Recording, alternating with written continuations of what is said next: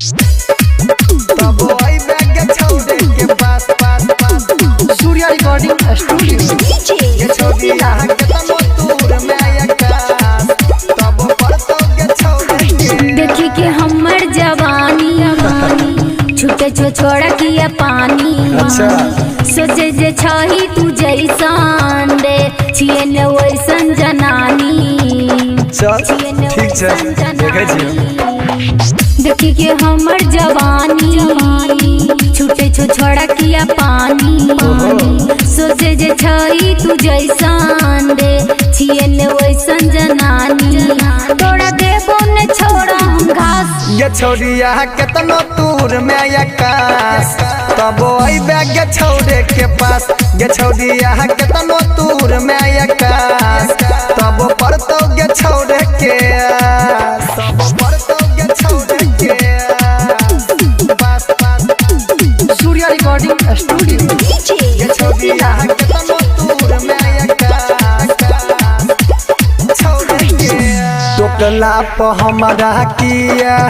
दैछा छोड़ी गाड़ी गे मोह संभरल नहीं तो है तो मारा मारी रे तो मारा अच्छा सुन टोकला प हमरा किया दैछा छोड़ी गाड़ी गे मोह संभरल नहीं तो है तो मारा मारी रे तोड़ा कहै छियो बतिया खास ये छोड़िया केतनो दूर में आकाश तब आई बैग छोड़े के पास ये छोड़िया केतनो दूर में आकाश तब पड़तो गे छोड़े के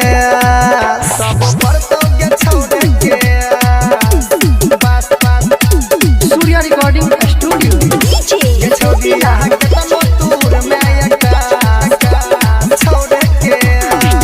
सोना सन जवानी तोहर लाग जे तो माटी गे देखी के तोरा किया फाटै छोरा छाती रे फाटै छोरा छाती सुना सोना सन जवानी तोहर लाग जे तो माटी गे देखी के तोरा किया फाटै छोरा छाती रे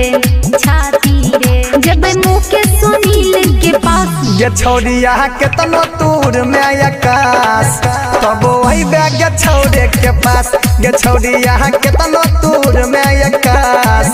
तब वही बैग छोड़े के पास।